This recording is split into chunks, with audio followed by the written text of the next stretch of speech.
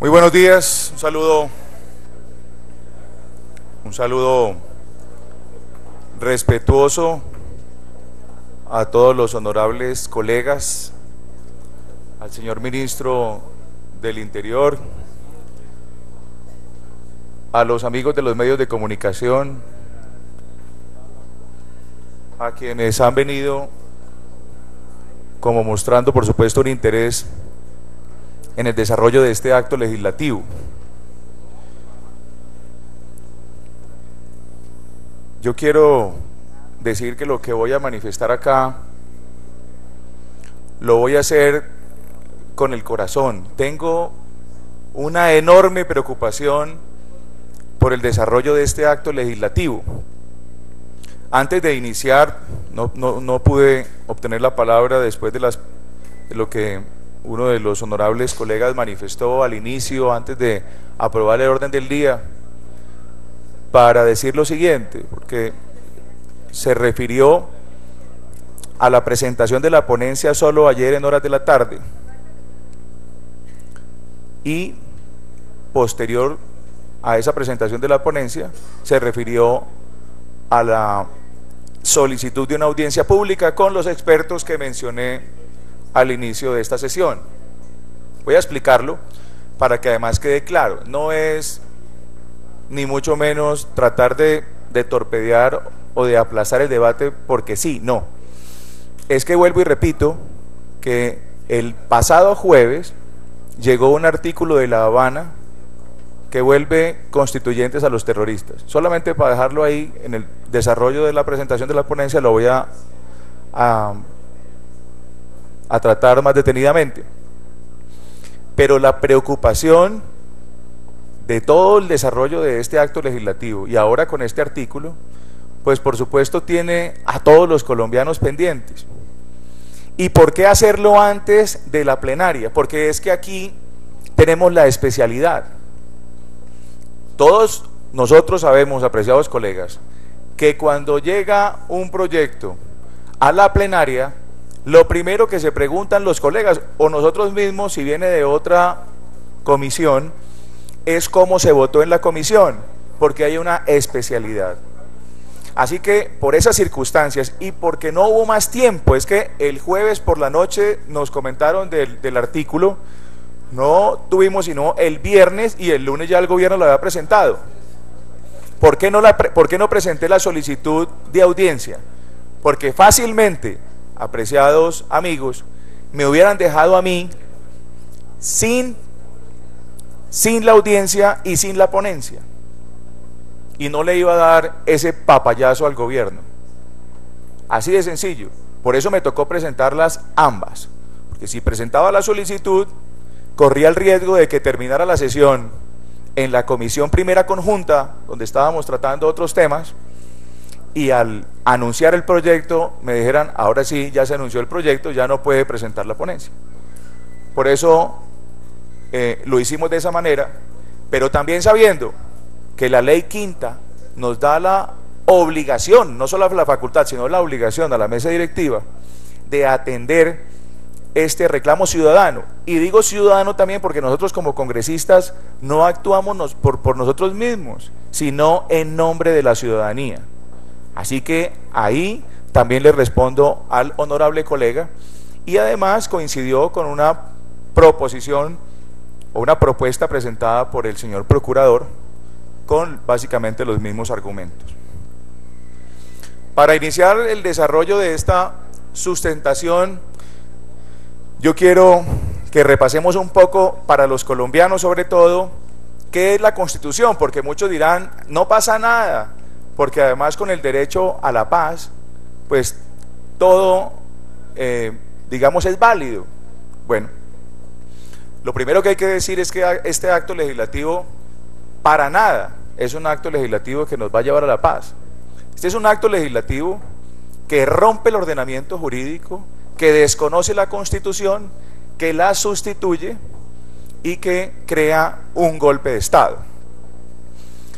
El término Constitución tiene varias acepciones: jurídica, formal, material, orgánica, política.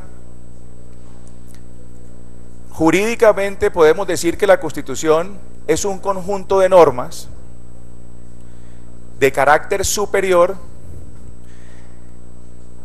que constituye la validez de las normas inferiores.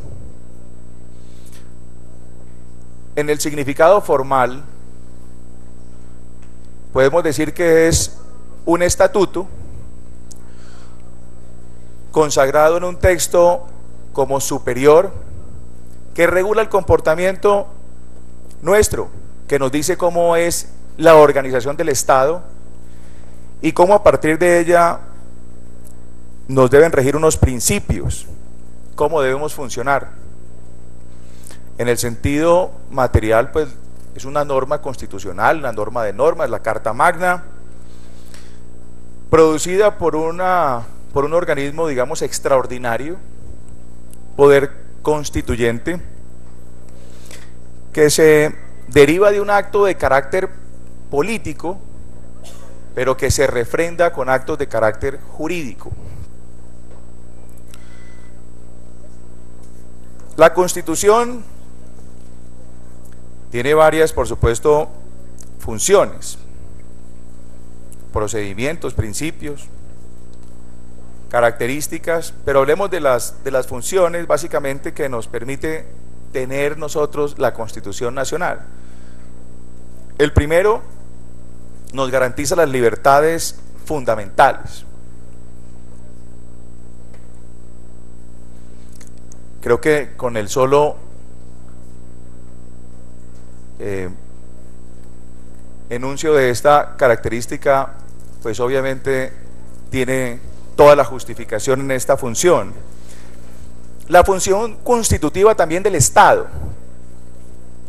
Todos los estados nuevos, primero, por supuesto, muestran su constitución para demostrar efectivamente que existen. Por el contrario, quiere decir esto que no hay Estado sin Constitución, para que los colombianos vayamos entendiendo de qué se trata esta discusión. Una función de estabilización, porque necesitamos, por supuesto, que la Constitución, que es la norma de normas, permita tener estabilidad, así existan movimientos políticos muy fuertes internos. Ayer se me ocurre un ejemplo, escuchando ayer al líder de la oposición venezolana, Capriles. Capriles estaba llamando al narcodictador Maduro para que no atentara más contra la Constitución, y le decía que si aplicaba la norma, le tocaba, que si aplicaba una norma de un decreto que había expedido, le tocaría hacerlo de la mano con los aviones y con las fuerzas militares, porque el pueblo la iba a desconocer. Y apeló precisamente a la Constitución para dirigirse a las fuerzas militares venezolanas. Les dijo que aquí deben tomar una determinación, si van a obedecer al tirano narcodictador o van a obedecer a la Constitución. Por eso, digamos, vale la pena hacer énfasis en la función de estabilización. Una función de racionalización del Estado, que tiene que ver precisamente con el equilibrio en las ramas del poder público, la rama legislativa, la ejecutiva y la judicial. Una función de legitimación del poder público, porque incorporan principios democráticos. Una función de propaganda y educación política. Una función de cohesión social, porque obviamente va dirigido para mejorar las condiciones de vida de la sociedad. Una función de unificación del ordenamiento jurídico, porque todas las normas, por ese carácter supremo, tienen que estar acordes con la Constitución. Y una función como base fundamentadora del sistema jurídico. Eso es la Constitución. Que hay constituciones flexibles, que hay constituciones rígidas, ¿sí? Básicamente, las constituciones flexibles se dieron en las constituciones más antiguas, constituciones donde, donde los estados de pronto no tenían una función determinada administrativa, y debido a esa ausencia recaía más bien en la costumbre. Estas pequeñas comunidades urbanas o ciudades-estados griegas tuvieron constituciones flexibles. Por otro lado, opuesto a estas constituciones están las constituciones rígidas, en las cuales además la Corte Constitucional nuestra se ha pronunciado para preservar la rigidez de nuestra Constitución. ¿Por qué? Digamos que son más modernas, la estructura mucho más avanzada, y podemos observar tal vez el máximo exponente de las constituciones rígidas, el norteamericana, una constitución que tiene un origen en las colonias británicas y donde el origen para tener una constitución rígida fue buscar defender los derechos de la ciudadanía.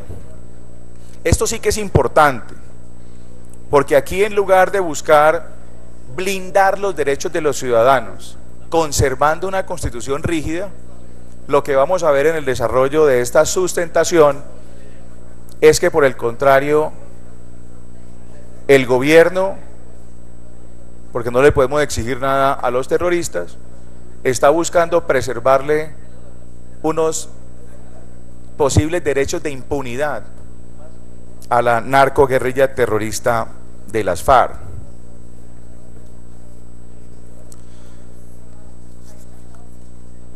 Ahí habrían otros ejemplos que traía sobre la constitución venezolana, alemana, francesa, inglesa, pero como este debate va a ser largo, voy a omitirla. Simplemente quería hacer una introducción para comentarle básicamente a los colombianos que la Constitución es tan importante que si no la tenemos no hay Estado, que si es vulnerable no hay ordenamiento jurídico abajo.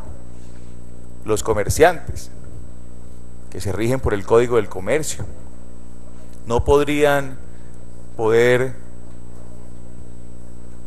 legitimar sus acciones, es decir, no habría la posibilidad de tener acá un ordenamiento jurídico si no hay una constitución que se respete.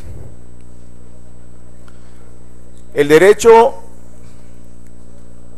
consagrado de la paz. Por supuesto, en el preámbulo está el derecho que tenemos y la obligación de buscar la paz, todos los colombianos.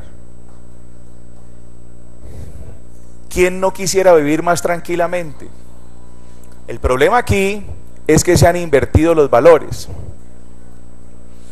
Resulta que todos los colombianos, o no todos, la gran mayoría de los colombianos hemos cumplido con nuestra obligación de vivir en paz y aplicando, por supuesto, el derecho que nos asiste. Y solamente una pequeña porción de colombianos han insistido en quitarnos esa posibilidad de paz. Entre ellos, y tal vez los principales responsables son los criminales de las FARC. Estos criminales que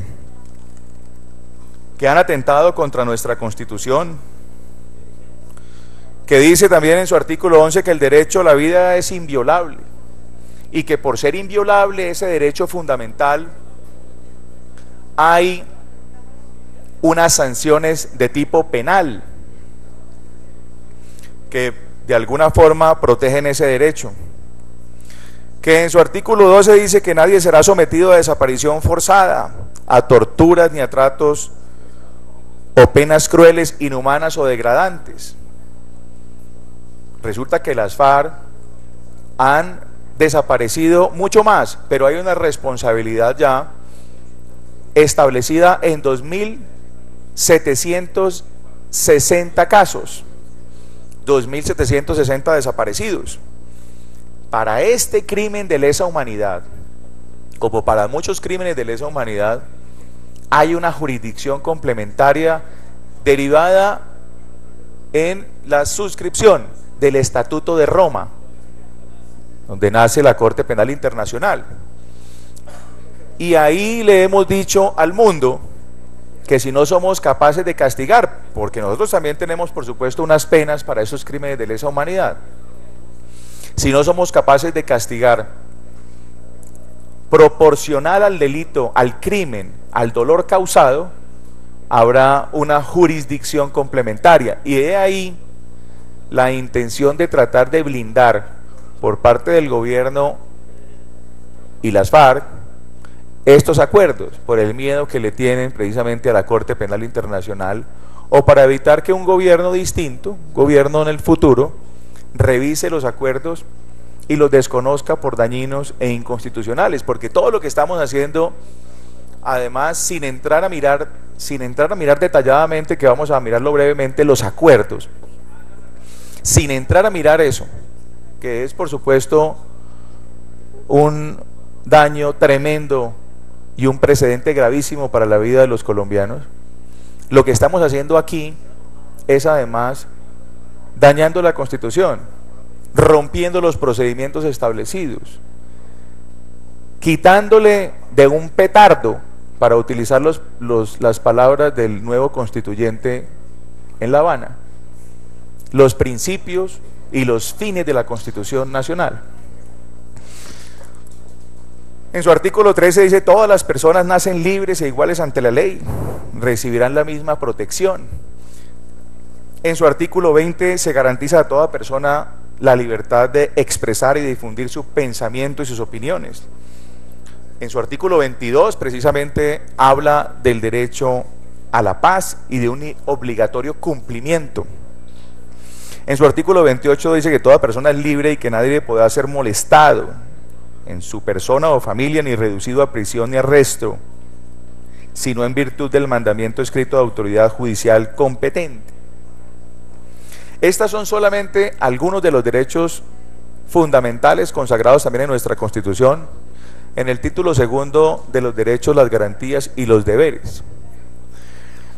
Entonces, la pregunta es si los colombianos hemos aceptado nuestra Constitución, hemos cumplido también con buscar la paz permanentemente, ¿por qué no se obliga a las FARC a acondicionarse a nuestro ordenamiento jurídico? Y si, por el contrario, nos toman a los colombianos para que le entreguemos el país, comenzando por la Constitución, a la guerrilla terrorista de las FARC. Eso, por supuesto, no lo entiendo, y no lo entienden la mayoría de los colombianos. Y vuelvo y repito, nosotros somos amigos de la paz. ¿Cuánto daría yo para tener la posibilidad de caminar por mi departamento sin tener que estar escoltado? Seguramente muchos colombianos tenemos inconvenientes en materia de seguridad, pero no solamente los que tenemos escoltas, los que tenemos amenazas, sino que aquí en cualquier momento cualquier ciudadano es objeto de cualquier tipo de crímenes. Las FARC, a pesar de estar negociando en La Habana, siguen matando soldados.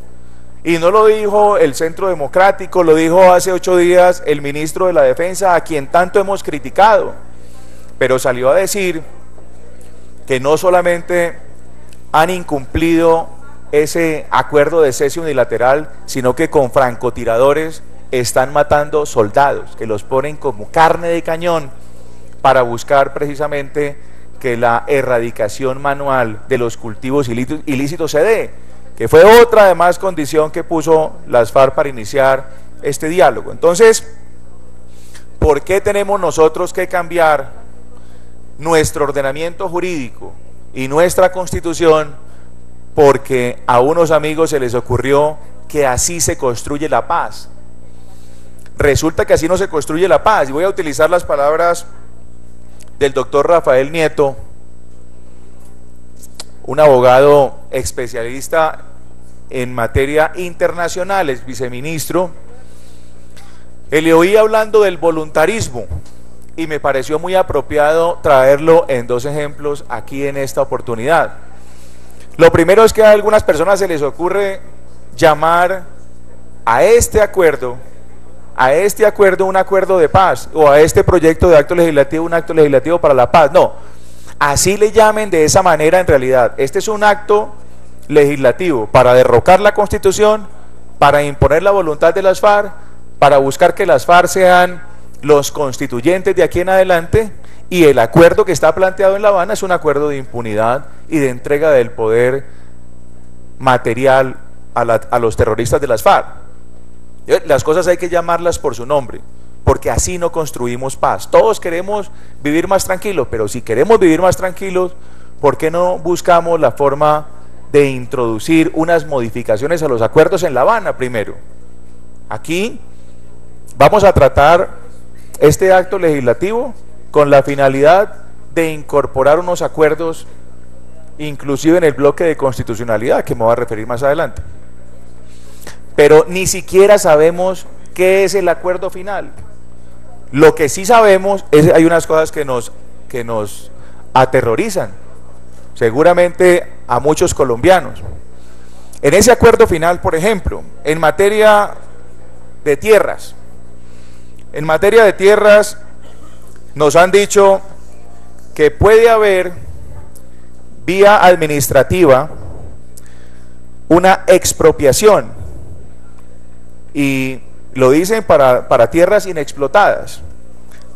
Todos quisiéramos, por supuesto, adjudicar baldíos a campesinos y a familias humildes que puedan desarrollar la tierra, pero ojo, tenemos que respetar los propietarios legítimos. No podemos caer en el tema de Venezuela. Pero ponen a desarrollar las políticas de Estado, como la política de tierra. Yo le pido al señor ministro, por favor, que me escuche, y a los honorables colegas. En materia de tierras, entonces las políticas de Estado en materia de tierras van a ser para los mayores despojadores de tierras. En materia de narcotráfico, resulta que en el acuerdo de narcotráfico, primero no excluyen el narcotráfico como conexo con el delito político, como tampoco excluyeron el secuestro, que van de la mano para financiar ambos el terrorismo. Entonces aquí se está premiando a quienes ponen bombas como la del Nogal, como la que nos borró un barrio entero en Neiva, y como los miles de crímenes que han realizado estos bandidos, financiando el terrorismo producto del narcotráfico. Pero otra situación adicional en este punto de narcotráfico: no hay una sola mención que obligue a las FARC para destinar todo el dinero acumulado, que entre otras cosas, según la revista Forbes y la revista The Economist, tienen una fortuna superior a 10.5 billones de dólares. Y para ilustración de los colombianos, 10.5 billones de dólares vienen siendo más o menos unos 31.5 billones de pesos, es decir, unos 31.5 millones de pesos.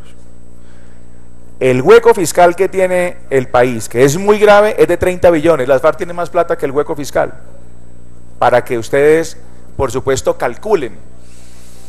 Aquí se le da a una persona desplazada inscrita antes del 2008 hasta 27 salarios mínimos. Después del 2008 hasta 18 salarios mínimos. Esto quiere decir entre 11 y 18 millones de pesos. Con esta plata se podría reparar a todas las víctimas, a todas, sin ningún problema. Si esa plata del narcotráfico, si esa plata de la criminalidad de las FARC se obligara para ser utilizada en este propósito. Ese es uno de los inconvenientes que nosotros hemos visto y de lo que nosotros hemos propuesto, pero por supuesto, no nos han escuchado. En el tema de participación ciudadana, y en el tema de narcotráfico, pues ponen a dictar las políticas de narcotráfico al principal cartel de cocaína del mundo y el tercer grupo terrorista más rico del mundo. Esto es un contrasentido. En el tema de la participación ciudadana, entonces resulta que ahora, en aras de la paz, como la han llamado, producto del voluntarismo, tenemos que aceptar que los mayores criminales, que los responsables de estos crímenes atroces, de estos crímenes de lesa humanidad, sean nuestros alcaldes, nuestros gobernadores, nuestro presidente de la República, nuestros congresistas. El presidente Juan Manuel Santos dijo que le parecía bien si Timochenko llegaba a la presidencia de la República, lo dijo inclusive desde los Estados Unidos. Y el Centro Democrático ha manifestado, a los que han portado el fusil, no le vemos problema para que no paguen cárcel, si ha sido, digamos, ese porte del fusil. Muchos inclusive han sido reclutados siendo menores, es decir, secuestrados por las FARC, y les tocó quedarse ahí.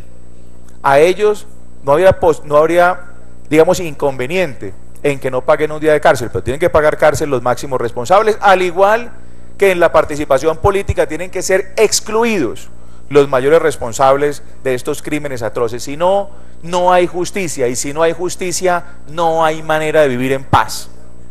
Eso debe quedar supremamente claro. En materia en el punto de víctimas, ahí el gobierno, y aquí que está el ministro, se lo voy a decir tranquilamente, se lo he repetido muchas veces, el gobierno ha utilizado la palabra víctimas para que sea, digamos, como la atracción, como el centro de la atracción, y ha dicho que está en el centro de la negociación. Paja.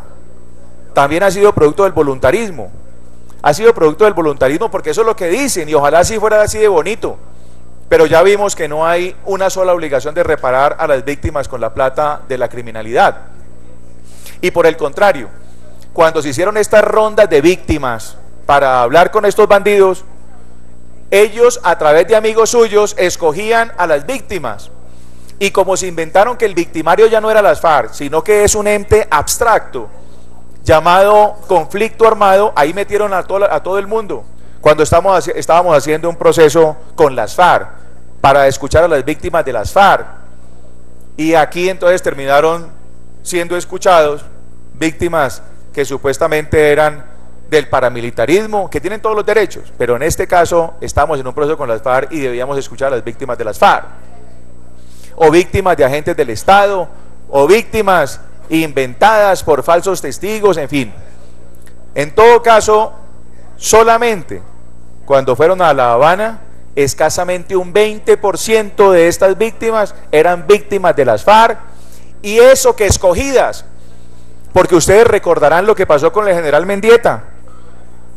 Le tocó más o menos manifestar la inconformidad a todos los colombianos, la opinión pública indignada, un hombre como el general Mendieta, y no lo querían recibir como víctima. ¿Cómo les parece? Ellos tienen la posibilidad de decir además quiénes son sus víctimas, claro, porque con colectivos de abogados que también tienen, lo que han hecho con esas víctimas es enriquecerse ellos mismos, y piensan seguir haciéndolo de aquí en adelante. Entonces, ha sido una burla dolorosa, porque hemos escuchado aquí hombres y mujeres, pero sobre todo unas declaraciones desgarradoras. Yo creo que todos recordamos en la última sesión que estuvimos aquí en marzo, escuchando a las víctimas, y cómo habló una señora que de 5 hijos las FARC le mató 4, y un quinto se lo reclutó y le obligó a que no preguntara más por él. Esas son las FARC. Esas son las FARC. Una máquina de crímenes, una máquina de terrorismo, una máquina de dolor en el país, que hoy los quieren poner a pontificar como los grandes políticos y los reformadores del Estado. Entonces, pues por supuesto que todos queremos vivir en paz, y en esas condiciones, en mi generación, vivimos en paz cuando tuvimos la oportunidad de encontrar un gobierno que hizo respetar las instituciones. En el gobierno de la seguridad democrática, en mi departamento, del departamento del Huila, le puede usted preguntar a cualquier campesino cuándo ha vivido en paz y ha respuesta tan segura que dice en los 8 años del gobierno de la seguridad democrática. Si hubiéramos seguido en ese camino, seguramente hoy la situación sería muy distinta. Y puede que nos hayamos sentado a negociar, pero distinta, con unas FARC que ya estaban derrotadas, por supuesto, como lo demostré en el debate que realicé sobre desaparición forzada. El propósito de buscar la paz tampoco excluye la posibilidad de sentarnos a dialogar con la guerrilla de las FARC, ¿no? Yo creo que nosotros avanzamos muchísimo en la seguridad democrática, pero no nos oponemos a que nos sentemos a dialogar. De hecho, muchos gobiernos lo han hecho. Muchos gobiernos lo trataron de hacer. Recordemos el gobierno del presidente Gaviria, que trasladó sus diálogos a Tlaxcala, México, y luego de los engaños de la guerrilla se paró. Hablemos del intento que hubo en el gobierno del presidente Samper, que se frustró básicamente porque la guerrilla de las FARC no encontró legítimo el gobierno que pasaba por una situación política inestable. Y luego vino el gobierno del presidente Pastrana, que con buena intención arrancó un proceso de paz en el Caguán y particularmente al Huila y al Caquetá nos acabó porque las FARC, en lugar de mostrar un espíritu altruista y amigos del pueblo, como se llaman, como se saben llamar, en lugar de haber hecho escuelas y carreteras y haber mostrado cómo sería un gobierno, mostraron lo que son. Secuestraron, aumentaron los desaparecidos, aumentó la criminalidad, aumentó la extorsión, la toma de los pueblos, la toma de los edificios, la toma de las casas en mi ciudad, en Neiva. No podíamos vivir tranquilos y se trasladó toda esa criminalidad al país y encontraron allá en esa posibilidad de los diálogos la forma de esconderse y de incrementar su poderío militar, económico y de mostrarse como una fuerza política ante el mundo.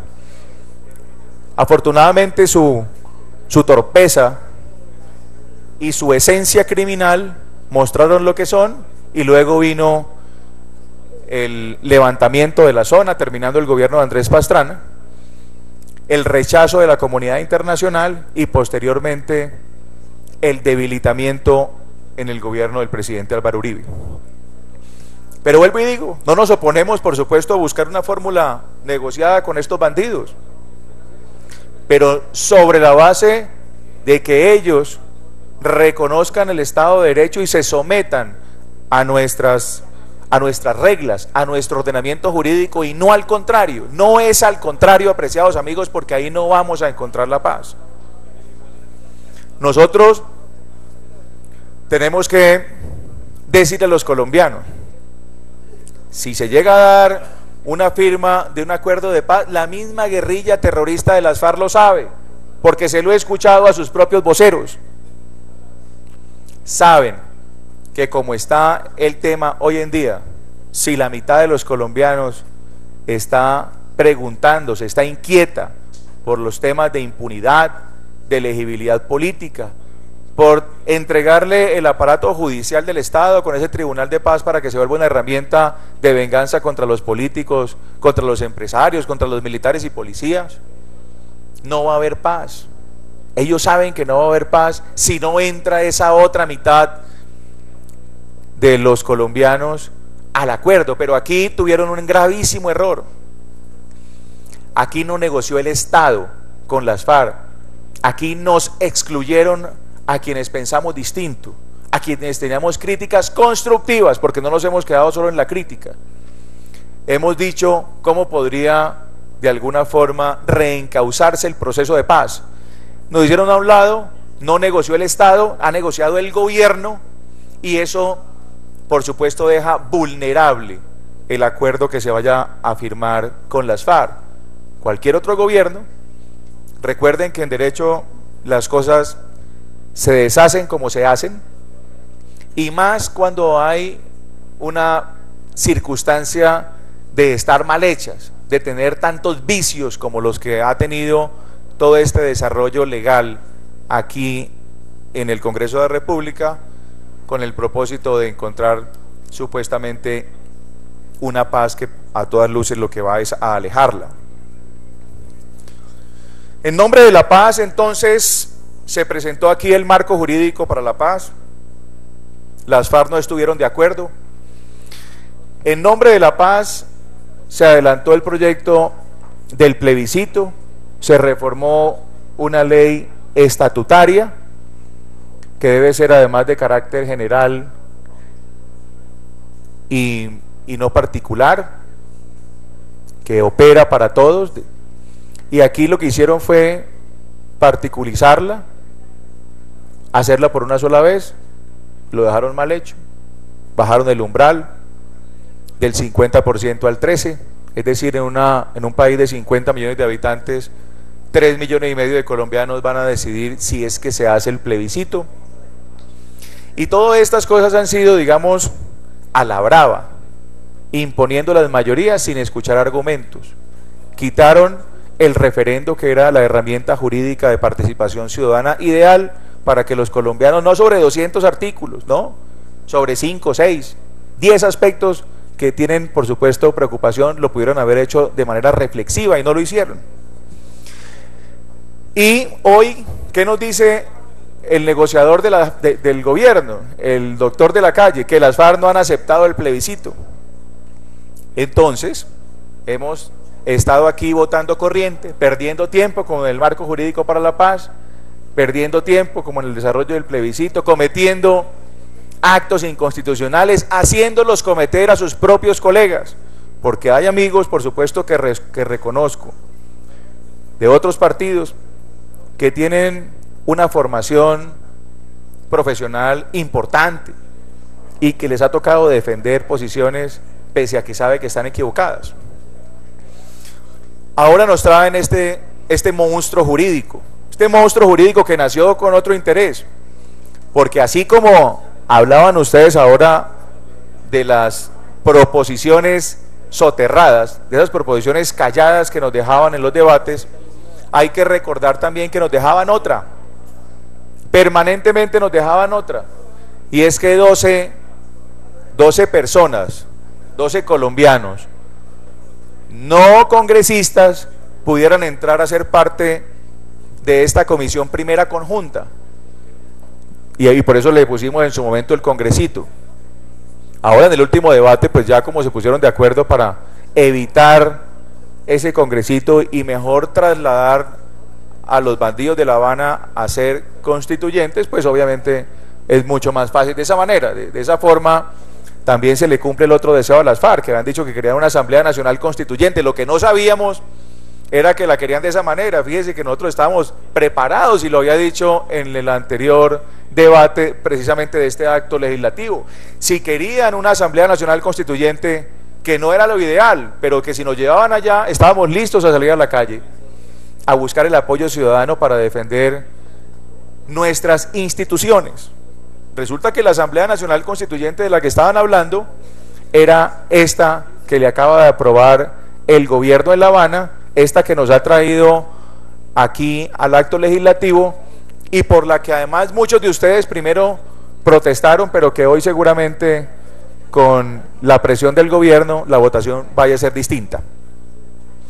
Entonces, este acto legislativo nos trae 4 artículos. Vamos a mirarlos uno por uno. El primer artículo cambia el procedimiento para tramitar las leyes, cambia el procedimiento para tramitar los actos legislativos. ¿Qué nos dice? Que ya no son 4 debates los que se hacen, sino que son 3. Hay una comisión que debe actuar de manera conjunta, la comisión primera, con comisiones de Cámara y Senado, y luego fácilmente y en unos tiempos reducidos debe pasar por la plenaria de cada Cámara para así convertirse en ley de la República. Pero lo más grave es, por supuesto, lo que ha pasado con el procedimiento para los actos legislativos. El procedimiento para los actos legislativos lo han cambiado sin tener en cuenta, por supuesto, las recomendaciones que la misma Constitución hace, que la misma guardiana de la Constitución nos obliga, que es la Corte Constitucional, a través de los pronunciamientos, a través de la jurisprudencia. Entonces, ¿qué dice? Estos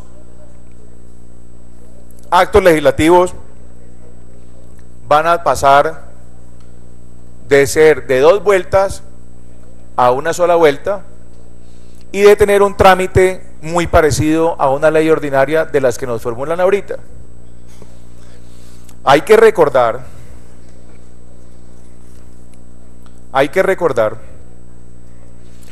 que los procedimientos para los actos legislativos deben ser mayores, no porque se nos ocurra, no son caprichos o formalidades sin sustancia, no, es la misma garantía del régimen constitucional que da la supremacía de la Carta. En efecto, si la Constitución pudiera ser reformada de la misma manera que un proyecto de ley ordinario, entonces en sentido estricto no habría Constitución y no habría, por supuesto, seguridad jurídica, porque ya les decía cómo desde ahí se desprende la validez del resto de las normas. La magnitud de las consecuencias que tiene el país con la reforma de la Constitución es muy grande. Representante, un segundo, perdón la interrupción, llevamos 45 minutos para que tengamos 15 minutos más para completar la hora de la exposición del informe de ponencia. No, presidente, yo requiero por lo menos media hora más. Yo le ruego el favor porque la única ponencia distinta es la mía, puesto que los otros no... Media hora, perfecto, representante, continúe. Gracias. Entonces, sin tener en cuenta, por supuesto, lo que ha dicho la Corte, por ejemplo, la sentencia C-222 del 97, dice: una reforma requiere, además de amplias mayorías en el órgano de representación popular, ser el fruto de la aprobación de un trámite reposado y cuidadoso, debido a la gran trascendencia, como último referente a todo el sistema normativo del Estado, y no como resultado a pasajeras coyunturas políticas como las que vivimos. Entonces, recordemos además que la Corte ha dicho que los debates deben ser mayores, deben ser más, y el tiempo debe ser mayor, por lo que implica cambiar la Constitución, pero también además ha puesto una condición adicional, y es una votación calificada, una votación distinta, para preservar, por supuesto, el ordenamiento jurídico. Aquí se rompe con esa posibilidad y simplemente lo hacen de la manera más sencilla, más simple, como una ley ordinaria, sin que eso constituya ningún problema. Estos bandidos han estado en la actividad criminal más de 60 años. Eso es pura paja que llevan 50 y pico, no, más de 60. Mi papá, como juez de la República, tenía condenado al bandido de alias Tiro Fijo a más de 150 años por delitos que ha cometido entre los años 50 y 60. Ese cuento de las gallinas es un cuentazo. Estos son unos criminales que han delinquido toda la vida. Entonces, ahora les corre afán. Ahora en el trámite legislativo van a cambiar la Constitución nuestra y les corre afán.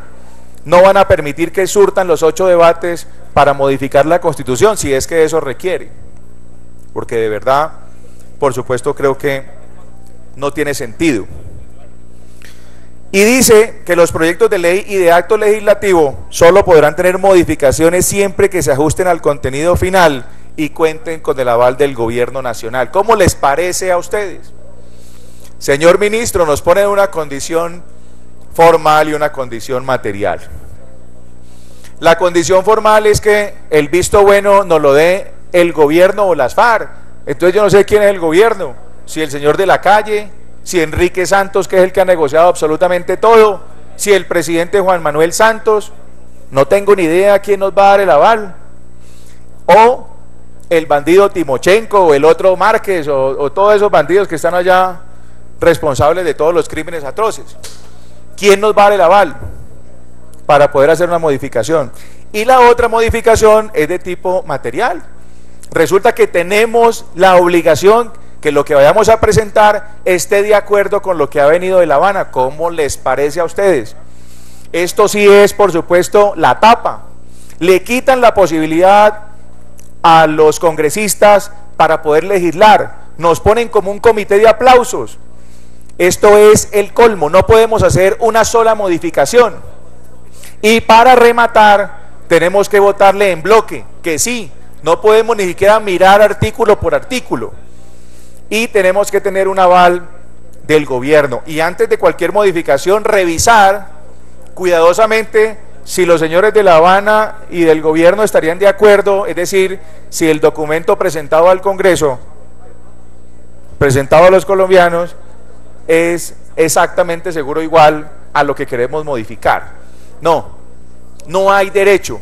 La representación del Congreso precisamente es para hacer las leyes. Nosotros somos el constituyente derivado, apreciadas amigas, apreciados colegas. Nosotros somos el constituyente derivado. El gobierno no tiene la facultad de modificar la Constitución Nacional.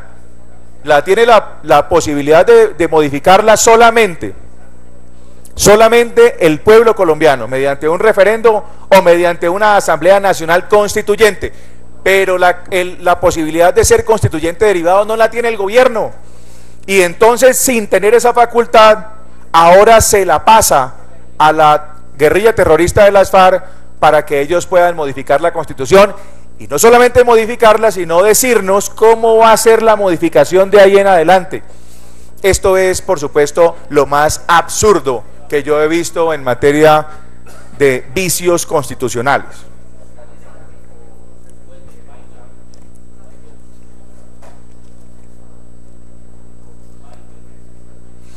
El que nos obliguen a votar un proyecto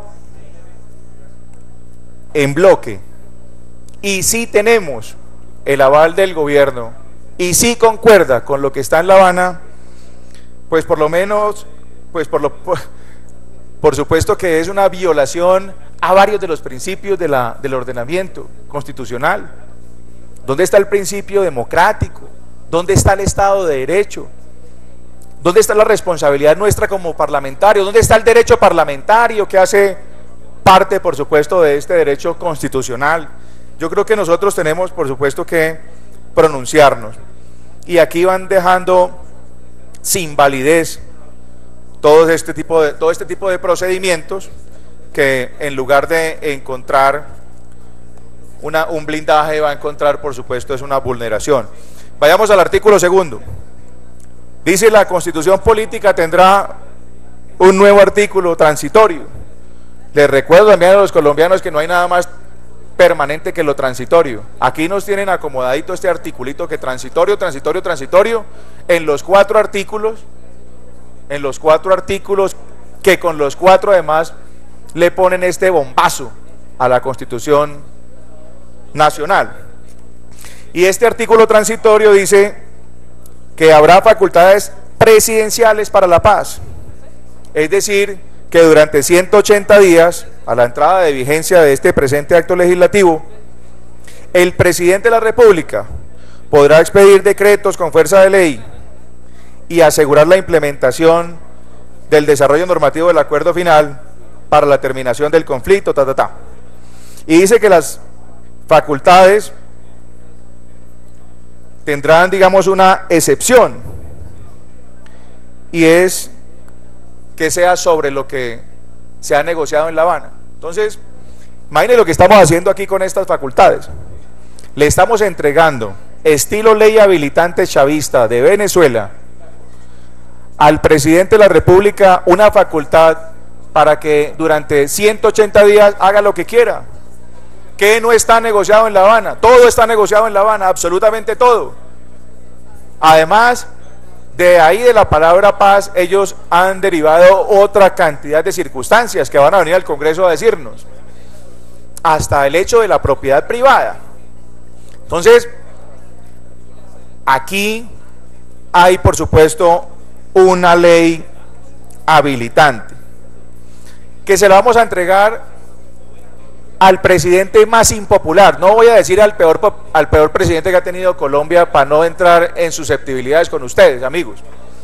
Pero sí voy a decir al más impopular que ha tenido Colombia. No ha habido un presidente más impopular que este. Un presidente que haya dejado ante la opinión pública la sensación de desgobierno. No, no lo ha habido. Nunca. Nunca en la historia de este país ha habido tanto repudio por una persona al frente del Estado. Y le vamos a entregar a ese personaje que no tiene la posibilidad de gobernar ni de hacernos sentir gobernados un cheque en blanco para que pueda expedir todas las normas que quiera, exceptuando las que no estén, digamos, dentro de los temas de los acuerdos. Por supuesto todas, para que haga lo que quiera este presidente. Esto no lo podemos admitir, pero además yo quiero recordar la sentencia C-366 de 2012. Dice que la habilitación extraordinaria plantea algunas ventajas, pero a su vez implica unos riesgos. Su utilización excesiva, como es este caso, debilita el principio democrático ante el empobrecimiento de la liberación, de la deliberación al interior del Congreso. Relativiza el principio de separación de poderes y acentúa el carácter presidencialista del régimen político. El hecho de dotar de estas facultades al presidente de la República es parte del golpe de Estado, precisamente. Así que, apreciadas amigas y amigos, estamos en una situación lamentable para el futuro de nuestra patria. Miremos el artículo 3. El artículo 3 transitorio también dice que quedará más o menos así. El plan de inversiones para la paz. El gobierno nacional durante los próximos 20 años incluirá en el plan plurianual de inversiones un componente específico para la paz, priorizando a los ciudadanos y entidades territoriales más afectadas por la pobreza rural, las economías ilegales, la debilidad institucional y el conflicto armado.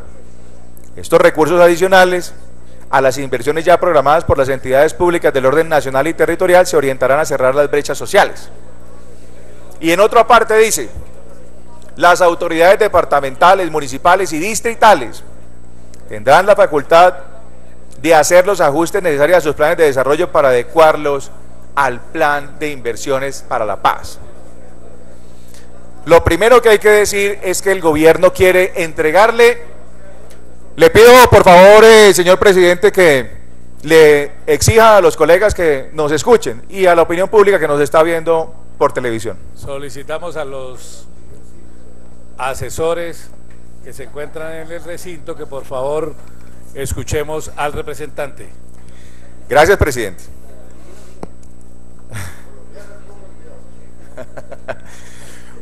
Bueno, muy bien. Aquí tenemos primero que decir que el gobierno le quiere dar un discurso a las FARC para que vayan a esas zonas donde han generado violencia, que son todas las zonas del país, a decir que las inversiones las llevan ellos. ¿Cómo les parece? Pero además rompe con la unidad presupuestal y genera la obligación de tener unos gastos por fuera del presupuesto, pero no nos dice de dónde son los ingresos. En este momento donde el gobierno nos ha amenazado con una reforma tributaria, producto primero, y hay que decirlo también con total tranquilidad y respeto, producto de la irresponsabilidad en el manejo de las políticas macroeconómicas de este gobierno. Esas políticas macroeconómicas que además le ponen cada vez que se le ocurre un collar de piedras de impuestos en el cuello a los empresarios, a los comerciantes, a los agricultores, a quienes tratan de generar empleo y lo que generan es precisamente lo contrario. La economía por eso va para abajo, este país está quebrado. Ni hablar de la política cambiaria, la devaluación que ha tenido el peso, el empobrecimiento de los colombianos. Toda esa crisis, producto del mal manejo macroeconómico, hoy además el gobierno nos dice que va a haber unos gastos distintos, pero no nos dice de dónde salen los ingresos. Y adicionalmente nos trae otra perlita, dice las autoridades departamentales, distritales y municipales podrán ajustar los planes de desarrollo a estas inversiones de paz. Quiere coadministrar las alcaldías distritales y municipales y los departamentos para que vaya de la misma mano con lo que ha planteado el gobierno nacional en materia de dichas inversiones.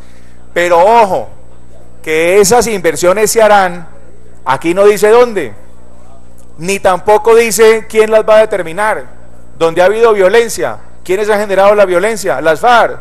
Entonces vamos a terminar con todos estos planes municipales, distritales, departamentales y nacionales, orientados por la guerrilla de las FARC con el discurso de yo sí vine a traerle obras. Ya que este gobierno dejó morir los niños de hambre, yo sí vengo a traerle aquí estos recursos. Ya que este gobierno acabó las vías terciarias y los campesinos no pueden competir, yo vengo a traerle unas vías terciarias. Le quiere dar el discurso político con plata y con la posibilidad de decir en dónde se invierte a la narcoguerrilla terrorista de las FARC. Díganme si esto no es querer empoderar a estos bandidos para que se tomen, por supuesto, el poder completo en Colombia.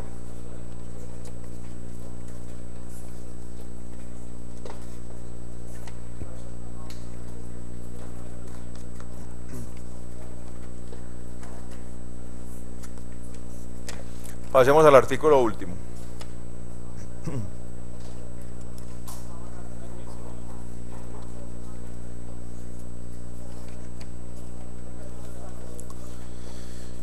Artículo cuarto. Bueno, esta es la última perlita que nos trae, por supuesto, La Habana. Aquí nos traen un artículo que lo anunciaron el jueves pasado y por lo que además nos demoramos 2 días hábiles en presentar la ponencia, si les pareció mucho a mis colegas, y que debimos haber escuchado en una audiencia pública, que yo sí creo que va a tener un vicio, porque es que la Corte ha sido reiterativa en la necesidad de hacer un análisis reposado, escuchar a expertos, escuchar la academia, hacer audiencias públicas, y aquí antes, en la especialidad que es nuestra comisión, la comisión primera. Pero bueno, ya con todos los vicios vicios que trae este acto legislativo, dirán que uno más o uno menos, ¿qué importa? Ahora podría hilar uno bien delgado, podría uno decir que tal vez el mensaje de impunidad que mandó el gobierno con este otro proyecto que estábamos debatiendo ayer, que le garantizará impunidad a los magistrados de las altas cortes y al fiscal general de la nación, pueda tener, digamos, un trato, digamos, más benigno para el gobierno en este propósito perverso. Entonces, este artículo cuarto dice que es un artículo igualmente transitorio y que en desarrollo de la paz, el acuerdo final para la terminación del conflicto y la construcción de una paz estable y duradera constituye un acuerdo especial en los términos del artículo 3 de los convenios de Ginebra de 1949, con el fin de ofrecer garantías de cumplimiento al acuerdo final, una vez éste se haya firmado y entrado en vigor. Al anterior ingresará en estricto sentido al bloque de constitucionalidad para ser tenido en cuenta durante el periodo de implementación del mismo como parámetro de interpretación y referente de desarrollo y validez de las normas y de las leyes y de implementación y desarrollo del acuerdo final.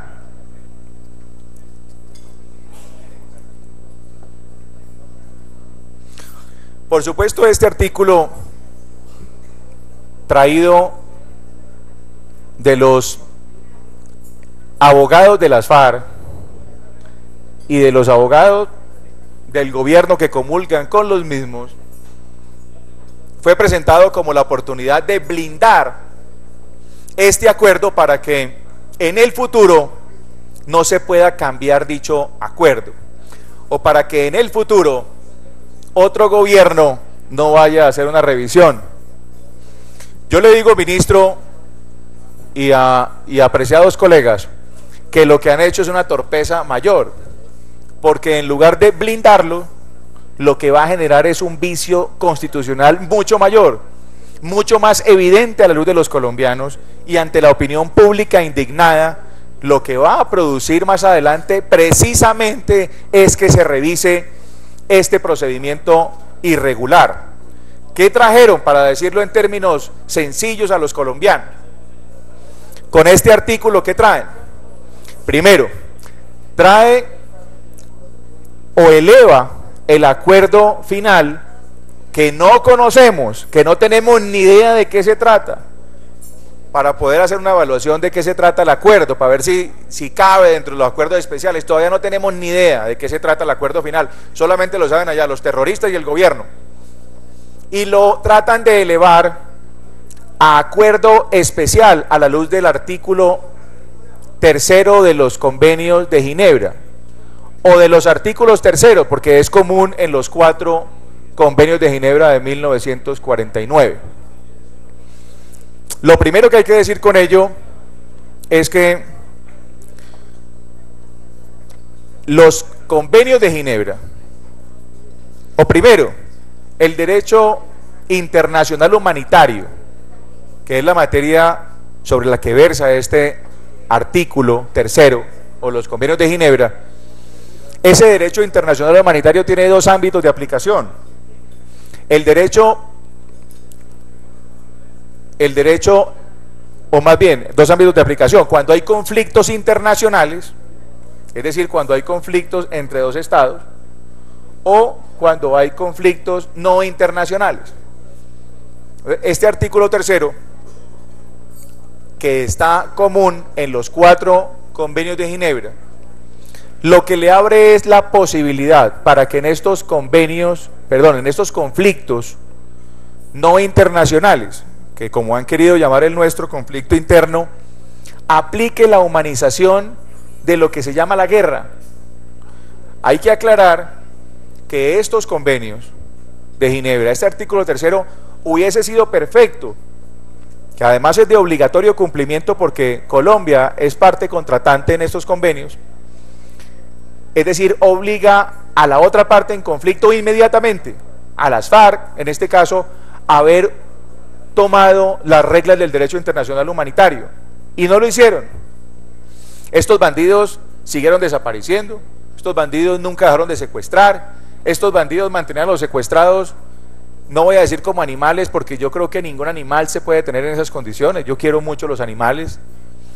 Estos bandidos siguieron cometiendo todo tipo de crímenes, estos criminales siguieron atentando indiscriminadamente sin importar la utilización de armas no convencionales como cilindros, y con eso mataron niños, destruyeron barrios enteros, mataron mujeres, en fin.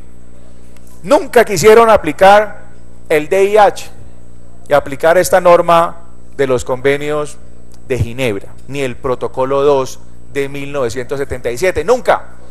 Que entre otras cosas aquí también nos dice lo siguiente: ojo, porque ese carácter,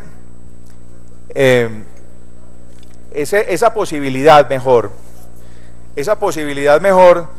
de encontrar la posibilidad de humanizar la guerra, no le da un carácter, por supuesto, de beligerante ni ningún tipo de reconocimiento a la otra parte, ningún tipo de reconocimiento en este caso a la guerrilla terrorista de las FARC.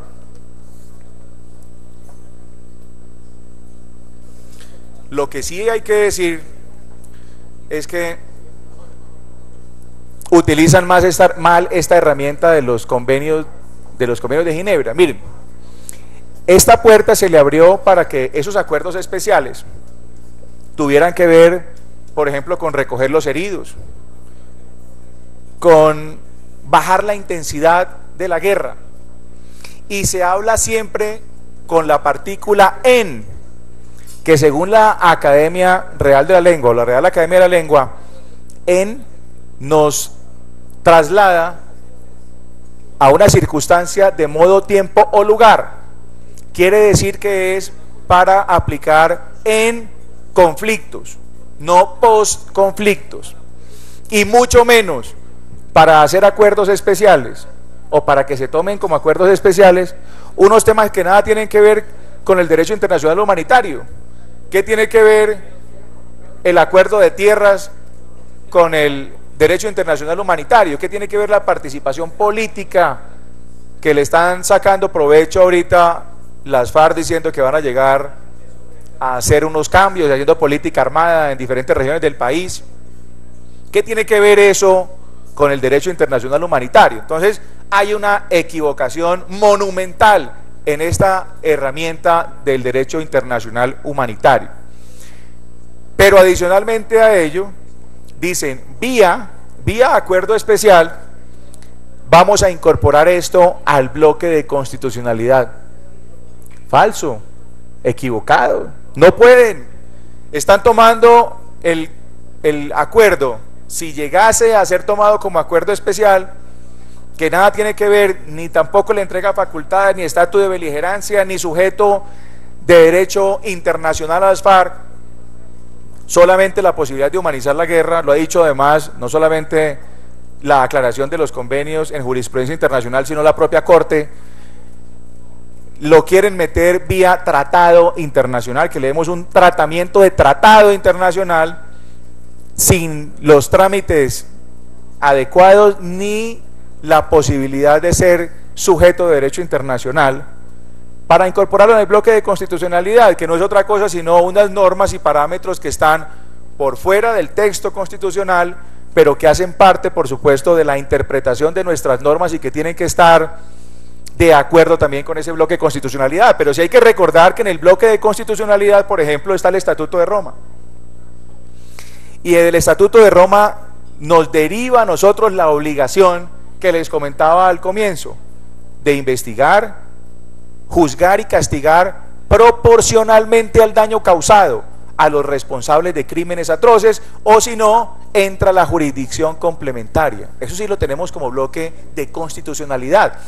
Y si queremos incorporar unos acuerdos que tienen impunidad total, pues eso sí, por supuesto, va en contravía precisamente de ese bloque de constitucionalidad.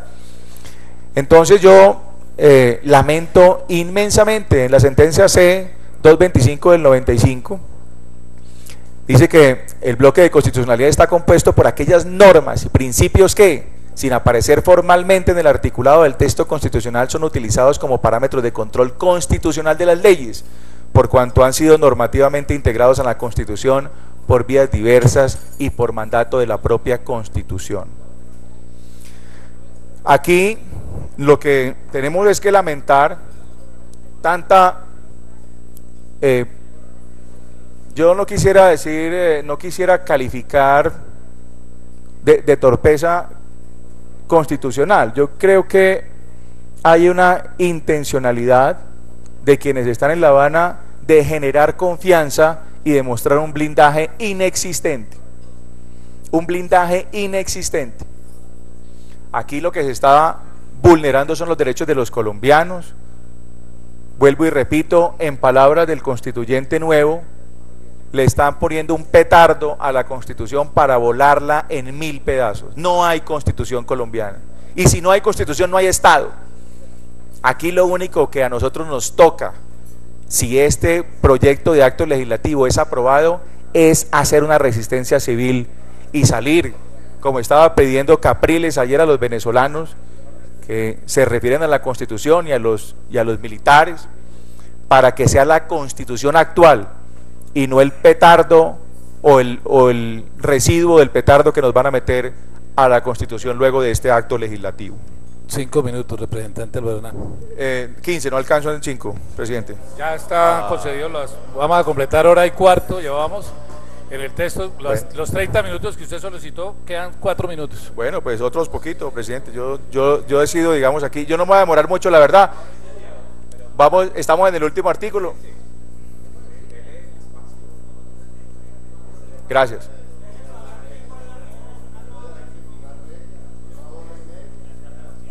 Gracias, doctor Albeiro, por su comprensión.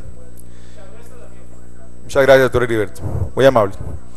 Y doctor Carlos Edward, muchas gracias.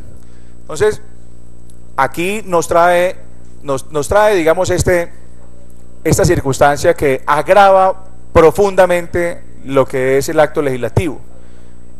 Voy a referirme a los otros dos artículos muy rápido, para que me quede un tiempo para las conclusiones. Lo primero es que trae otro articulado, otro procedimiento especial. En el artículo primero ya vimos que el gobierno ahora nos dice, y las FARC, cómo van a ser el procedimiento para los actos legislativos, los proyectos de ley ordinarios. Ahora nos trae también un procedimiento distinto para que sea mucho más fácil introducir al ordenamiento jurídico el acuerdo final. Y por último, dentro de este artículo nos dice, nos habla sobre el control constitucional. ¿Y qué nos dice sobre el control constitucional? Que va a ser solo uno, va a ser un control único y automático, y deja, por supuesto, el resto de los controles por fuera. Controles por vía de acción, como la acción pública por inconstitucionalidad, los actos reformatorios de la Constitución, la acción de nulidad por inconstitucionalidad, la acción pública de nulidad, la acción de tutela, el control previo, el control por vía de excepción. No hay ninguna posibilidad de hacerle algún tipo de control a esta incorporación de lo recetado por los terroristas de La Habana.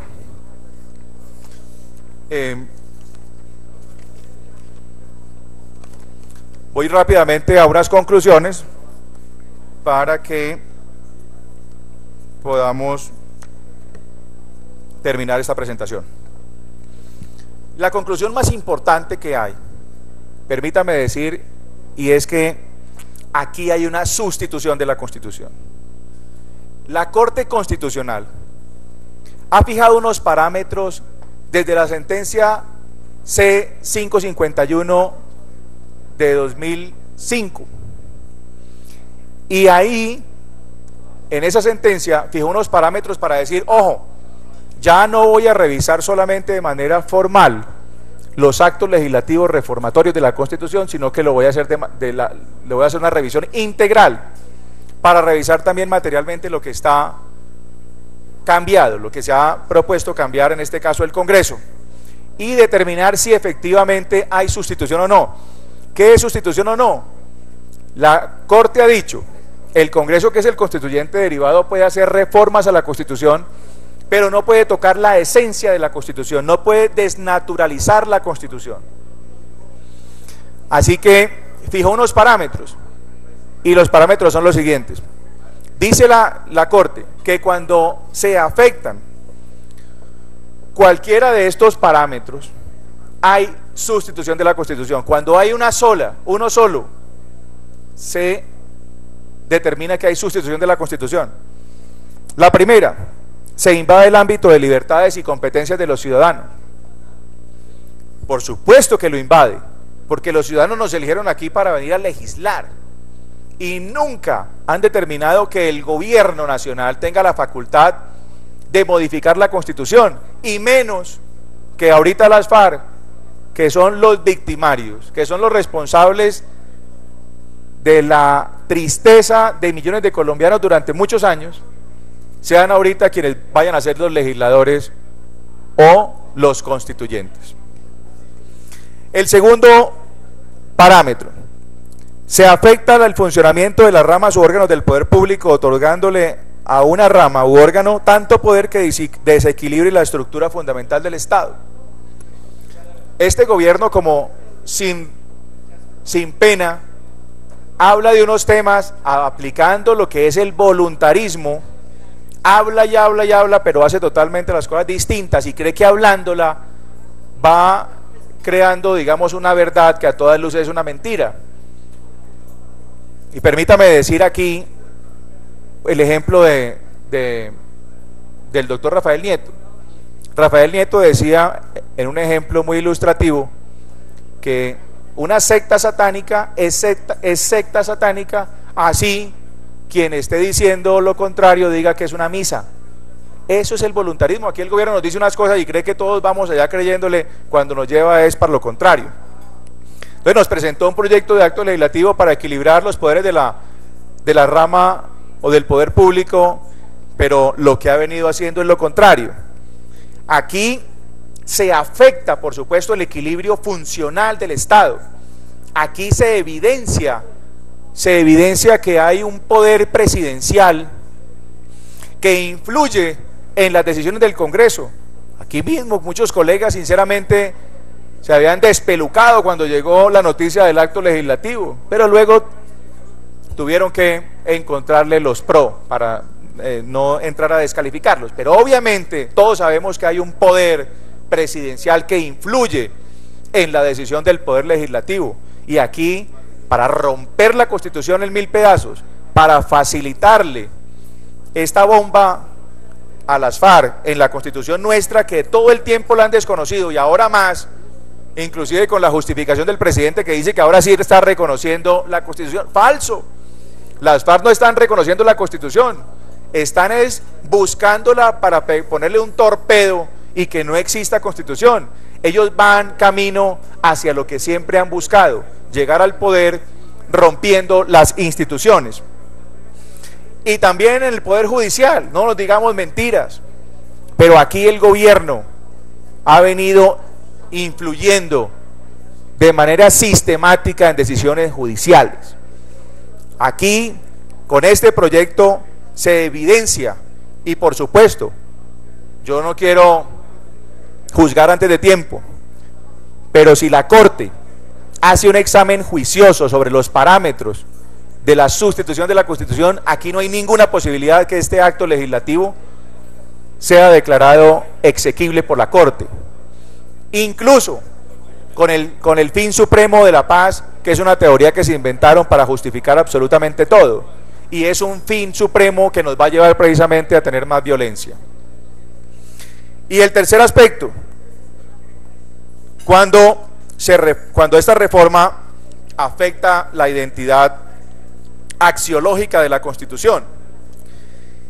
¿Qué quiere decir esto? Cuando afecta los principios y fines de la Constitución, como el principio democrático, como el Estado de Derecho, como el orden justo, como la soberanía del pueblo, como la supremacía de la Constitución nacional.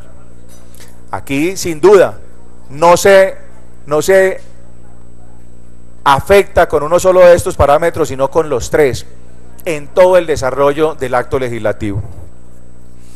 Y miremos el test que ha hecho la misma Corte Constitucional para mirar la validez de los alcances de este proyecto de acto legislativo. Recordemos lo siguiente: aquí estamos rompiendo la Constitución, pero la rompemos para crear una puerta y que sobre esa puerta se tramiten otros proyectos de ley o proyectos de acto legislativo. Aquí también, desde ya, la Corte va a hacer una evaluación de la validez de esos alcances. ¿Y cuál es el primer parámetro? Dice que debe haber sido producida por un órgano competente. Entonces, díganme ustedes si es un órgano competente el Congreso de la República cuando le han cambiado su naturaleza, cuando no puede legislar, cuando no puede hacerle cambios a los proyectos o al proyecto único presentado por el Congreso, por el gobierno y las FARC. Obviamente le cambian la naturaleza. Ya no somos legisladores, nosotros somos, lo han dicho algunos amigos acá, notarios. Yo diría ni siquiera notarios, somos un comité de aplausos. Un comité de aplausos que le va a servir al gobierno para decirle sí señor. Por supuesto, en este parámetro tiene toda el vicio para que la Corte determine que aquí no puede haber validez de este alcance. El segundo, debe haber sido producido a través del del procedimiento adecuado. Entonces, pues cuando se cambian los procedimientos que hemos tenido establecidos durante muchos años, cuando la jurisprudencia de la misma Corte Constitucional nos ha dicho y nos ha sustentado por qué esos procesos, por qué esos proyectos deben tener unos debates más largos, más juiciosos, más reposados y menos afectados por circunstancias políticas sobrevinientes, lo que estamos diciéndole aquí a este parámetro de esta validez del acuerdo es que efectivamente no hay un procedimiento adecuado.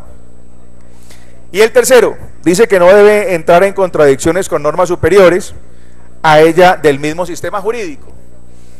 Pues por supuesto que entra en una contradicción con las propias normas, con la propia jurisprudencia de la Corte, con los propios derechos fundamentales que persigue, digamos, defender esta Constitución, que fueron leídos al comienzo de la intervención, que se contrapone con el mismo derecho a la vida, dándole la oportunidad a quienes faltan a este derecho tengan 0 cárcel, que se contrapone con el bloque de constitucionalidad por todas las obligaciones internacionales que tenemos, entre otras cosas, de preservar el Estado de Derecho, el debido proceso y, por supuesto, lo que mencionaba con la Corte Penal Internacional de castigar a los responsables.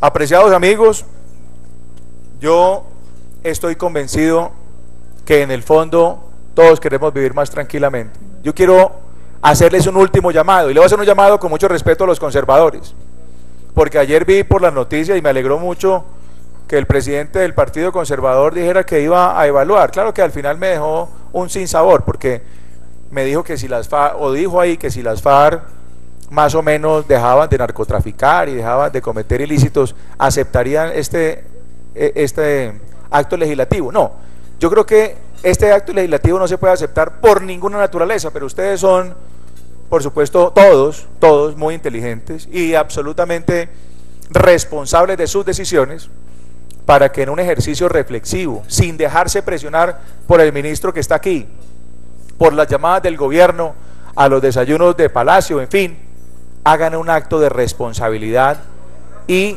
debatamos a conciencia lo que es este acto legislativo, que es nada más y nada menos que un golpe de Estado a los derechos de los ciudadanos.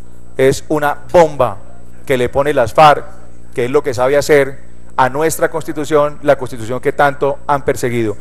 Mil gracias, apreciados amigos, y los invito a acompañarme en la decisión de archivar este proyecto. Mil gracias.